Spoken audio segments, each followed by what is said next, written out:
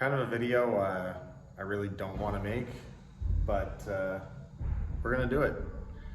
Unfortunately, not one of my cars, but two of my cars got hit. And that's because I'm an idiot and apparently I can't drive. I backed the F10 up into the MK4. It's not terrible, but it definitely doesn't feel good. I hit the car hard enough that I moved it over a foot, and when I went to start the Jetta, the wipers and high beams were on, so not great. Not terrible, but not great. Let's turn you around and I'll show you what I'm working with. All right, so it's hard to really see on camera and it doesn't look as bad as it actually is. But considering I did hit the car and moved the whole car over a foot, the only thing that saved me is the fact that these wheels stick out so wide that the impact actually hit the rim. So I'll go show you on the F10, the impact on it. It's really not bad, but you can see the mark on the bumper where it hit the rim. So the rest of the car pushed in and hit right here and up here and pushed in so hard here that it buckled the fender up here. So that's pretty bad. I'm really hoping that my dent guy can fix that, but hey, accidents happen. At least they were both my own cars and it wasn't a customer vehicle or anything like that. I've never, ever done anything like this, so I feel stupid. Drop some shame in the comments below. Tell me how you would never, ever do this, and tell me how I don't understand how I could do this with a newer car with backup sensors and a backup camera. It's because I got a phone call when I was backing out of the garage. And I put this in a place that I never, ever put it. So what happened, I backed this out of the garage. I had somebody coming to pick up a Sea-Doo.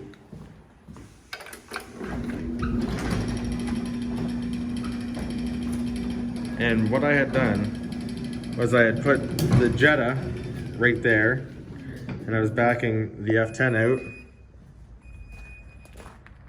and I wasn't paying attention. And now I have to repaint the rear bumper of the F10, which kind of sucks. But for some reason, I'm really not that bummed out about that because I know I had to repaint the front bumper of this anyway because of that. So it's really not that much more work to repaint the back bumper at the same time. So I wasn't that bummed out, but I really didn't have to do much work to this. So what I'm about to do right now, pull that bumper off because I have to repair this bumper clip right here. It broke, which is not, again, it's not a major deal. I've already repaired that once, so it'll actually give me a chance to kind of improve on it because this bumper line wasn't 100%. And like you'll see over on this side, there's some broken stuff behind here too, and that's always kind of been like that. So it's just gonna give me a good chance to fix all that at the same time, tighten that up. But yeah, the damage to the fender really does suck. I'm hoping it can be saved. I'm quite confident it can be, but maybe not. You can see if you look up close, it hit so hard that I'm lucky it didn't break the light. It pushed into it, but didn't break it. I can live with that little neck. But yeah, definitely gotta get that bumper clip fixed. Put a little tiny crack in my red marker light, which sucks because these are kind of hard to find too. But I didn't bend anything in the front from what I can tell. I never actually had this car properly aligned to begin with. It just drives fine. Tires don't wear out terrible. Those are just some cheap used tires anyway I bought, so. Anyway, I'm not too worried about the impact on the wheel. It wasn't that terrible. These cars are pretty tough. And anyway, I can replace anything in the front. That sucks.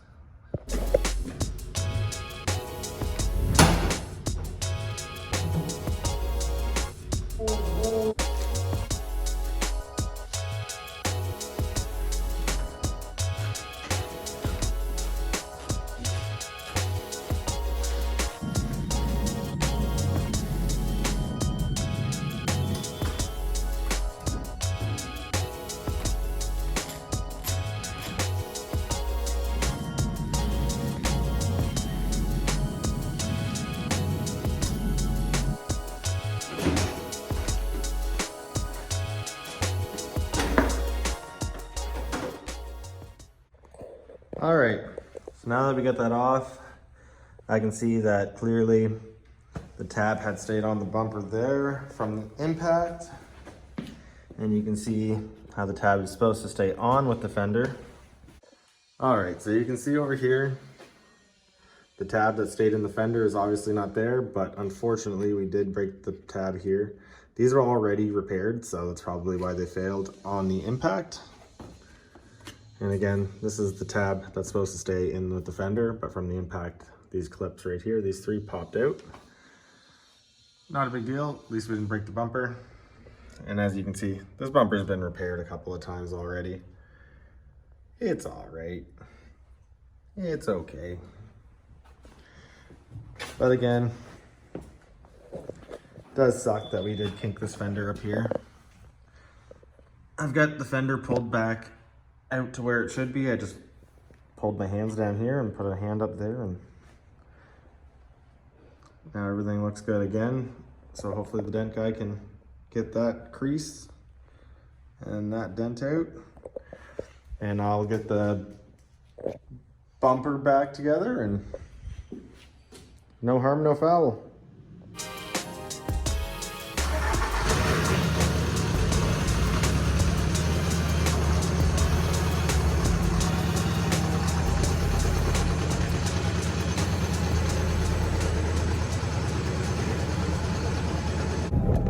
This car is extremely loud, so I don't know if this will even work out in the video, but heading over to the dent shop to get hopefully all the dents pulled out of that fender from me backing into it.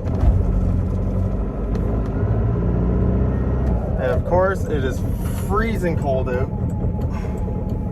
and I gotta walk over to my other friend's shop to pick up his car. That is my way back here, so it's going to be a cold walk. And I am driving conservatively because I do not have a mount for the camera. And I'm hoping it doesn't fall down. And it's a really bumpy road here, so it's probably going to fall down.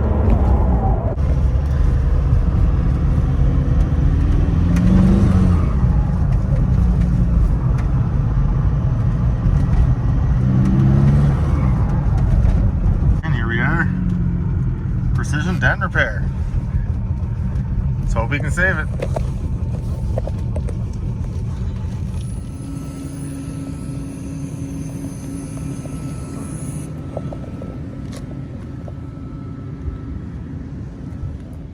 All right, so we're rolling in the drop top. We got the leather seats, wood grain on the wheel, heated seats. It's got heated and cooled cup holders.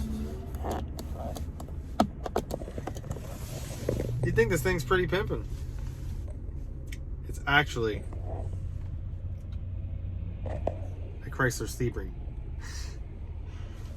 But not gonna lie, it is kind of all right. But I don't know, it's comfortable. They're cheap, doesn't drive terrible. It's my buddy's dad's. Bring it over to the shop to give it a clean. It is 3 degrees, but I think I'm gonna have to pull over really quick and drop the top. All right, so it is now 3 degrees and I am driving a convertible. Thankfully, not too far.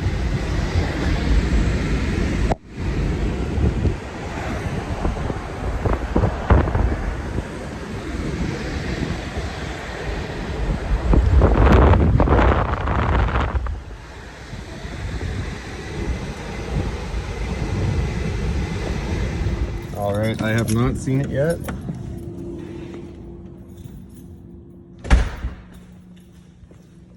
Let's see how it went.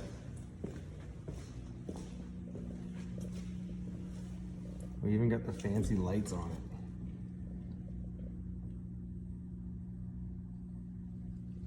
it. And just like nothing ever happened. Oh. I can feel the weight come off my shoulders. right there, looking down at that. That's awesome. All right, so I went ahead off video, pulled off these clips, cleaned all the old adhesive off, and I just used some black silicone adhesive. It's supposed to be water resistant, bonds to anything. So we will find out. I think I have them put into a little bit better of a place. Like I said, this bumper was broken, so these were broken off even before I got this car. So those are tabs off of a stock bumper. This is a factory aftermarket Votex bumper. So I don't know if they're actually the proper clips, but they do work. So I have them adjusted down just a little bit to hopefully fix up that gap that I had going on the edges to the fender. And the shop is jam-packed. I ceramic coated this Acura, so that's just finishing curing up. It's raining outside, so I can't really do any real detailing in here, so that's why I'm messing around with the car today. You see I've got some tape there, just so when I'm reinstalling the bumper, it doesn't scratch the fenders, just because I'm doing this all alone. It's kind of hard to watch both sides. I gotta run out to Volkswagen. I'm gonna get new clips. We're missing one there, and these ones aren't really tight in there, and they're pretty old, so only 10 bucks for 6 of those, so we're gonna go grab those. Even before I backed into this car, the rad support was broken, so this winter I have to change the whole rad support. But for now, I actually just zip tied it in place, so that's super jank. But it gets everything where it needs to be, so I can get the bumper properly lined up for now and at least get the car back together. And of course, as soon as I start getting ready to put everything together, customer calls saying that they're coming to pick that up. So let's slap the bumper back on and get this out of the way. But that's fine, that's what pays the bills. Right. All right. Let's see what we're jamming with over here. Okay, I completely eyeballed putting the bumper mounts back on, to be honest with you. What do they say? Measure twice, cut once? I don't know. All right. A little bit unfavorable over here. Sticking out a little bit, but that'll go in once I bolt the inner fender back in. I'll bring you guys up, show you what I mean. All right. So I'm still got a little bit of a fitment issue right here, and I think that's just gonna be how it is. And like I said, I think a lot of it is still with the rad support being out of line. I hear something going on outside. Oh, there definitely was something going on outside. Somebody having a little bit of fun. We support that. We support that. Wish they would have let a fella know. I could have went up there and got a good video of that. But anyway, yeah, when I bolt everything in, that'll go in a little bit better. That'll go in a little bit better. It looks better than it did before the accident, so what else can a guy ask for?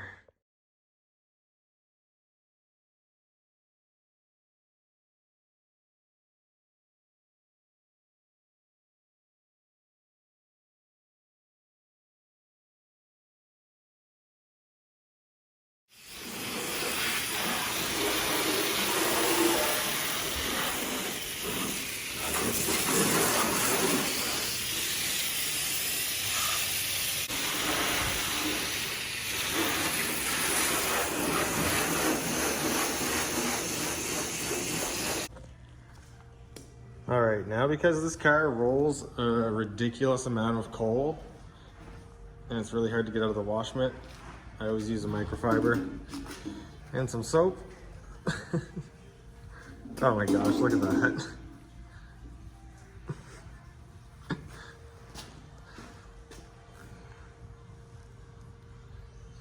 Yeah, a little bit of soot on there.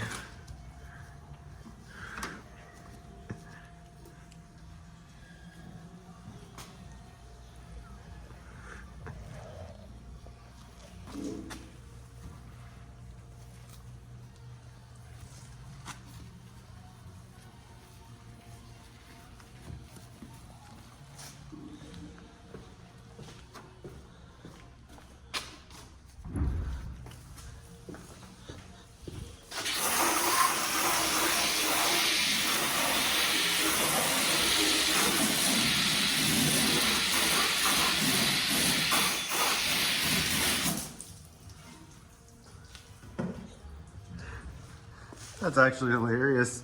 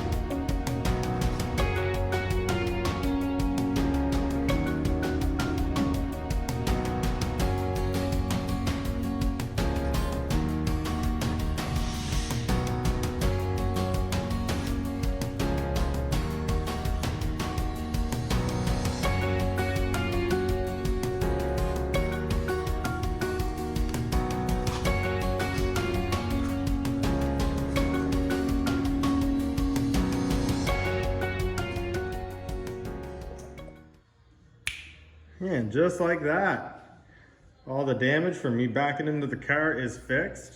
The bumper is realigned. Again, like I said, it's not perfect, but a lot of the time when I see these Votex bumpers on these cars, they don't line up 100% anyway. So I'll take another swipe at it when I'm changing the rad support this winter, because my rad support is still broken back there. It's got a little bit of a crack right there. But as you can see, the car is looking fantastic. And I know I've never really had anything on this car on the channel yet. So this is my 1999 Jetta TDI. As you can see, it has a full Votex body kit. Those are actually Rep GLI side skirts. The Votex side skirts were missing when I got the car, but I did buy this car for $400, taxes included, transferred into my name with these bumpers and also the full GLI leather seats, as well as the air pedals. This car did not look anything close to this when I got it. It was completely rusted out. The engine was barely running. The turbo was blown. I've had this car for 4 years. In those 4 years, I pretty much just beat on it until last year. Then I did a full body restoration. New quarter panels were welded in, new rocker panels, sandblasted pretty much everything, new fenders, complete paint job. The car was Tornado Red and now it is Audi Laser Red. And yes, of course, I did the door jambs. You're a psychopath if you paint a car and you don't do the door jambs. You can see it's got those air pedals. I do have a wood grain Nardi wheel to put in. I do have more wood grain trim like you can see on the door over there. I do have the cage I gotta go pick up. My buddy has that in St. John. We have a B&M short throw shifter inside the car. Now down under the hood, we have a Diesel Geeks shifter linkage. And the engine is pretty much stock, running an 11 mil pump from an automatic, oversized injectors, the stock VNT 15 turbo. Actually don't have any numbers on the car, but it has been tuned and it runs really well, blows a bunch of black smoke and makes cool noises. And that was all that I was really looking for out of this thing. My future plans is to just, like I said, change that rad support. I'm going to acquire air ride for it. It's already frame notched, so when I do put the air ride on, we'll just be able to drop it down on the ground. I've got these Style 63 X5 wheels on it with 5x120 to 5x100 adapters, so I'm able to bolt them onto this car. When we were doing the body work, we also shaved the Volkswagen logo from the trunk, and also we shaved the strips off the doors. because I find it looks a lot cleaner with the Votex bumpers because they don't have those little molding strips like they do in the stock bumpers. Now these are aftermarket bumpers, but they were installed from the factory back in the day. Now the story behind this car is it started its life out as a 1999 base model TDI. Two of my good friends had matching cars. One was a VR6 GLI, one was the base model TDI. The VR6 ended up getting flooded out, and before insurance came to pick up the car, they took the body kit and interior and swapped it into the base model TDI. So that's why I have a base model TDI with an OEM Votex kit with some GLI seats. Now, like I said, I paid $400 for this car. I'll include some clips of what this car looked like when I got it, and you will see this thing was nowhere near in this.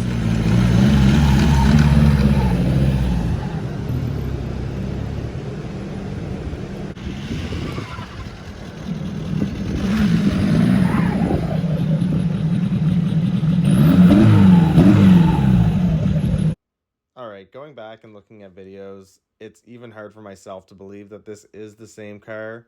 It just really goes to show you how bad this thing actually was. Every panel had either rust on it, dents in it, or just self-tapping screws drilled in places there should never be self-tapping screws, or just a combination of all of them.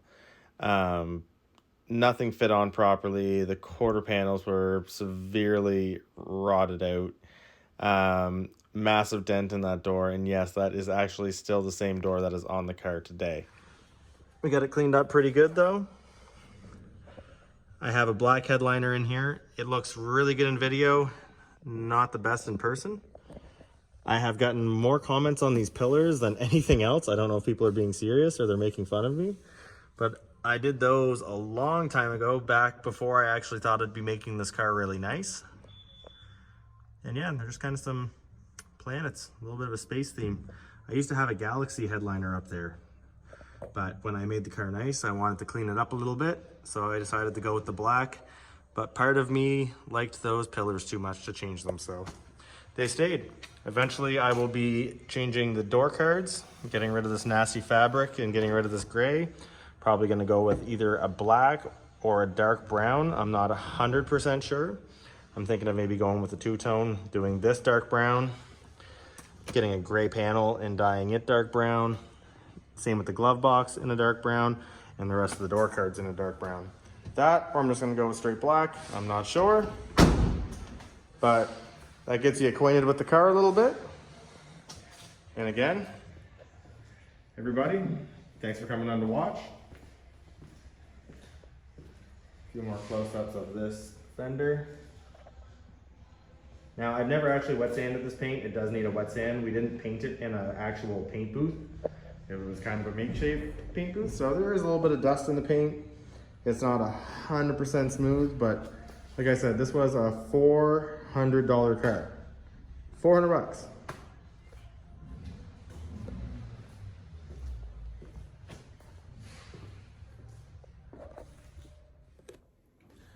All right, so that's pretty much going to wrap it up for this video. Thank you guys very much for sticking around this long. I know this one was a little bit longer than I said I usually like to make these, but I had to show you what I had to do to fix my mistake, and I also wanted to introduce the car to you. I will have more videos coming up on this car, and there will also be more content coming up on the E36 as well. So make sure you subscribe so you can see that, and if you did like this video, give us a thumbs up. Again, thanks for watching, and I hope everybody has a fantastic day.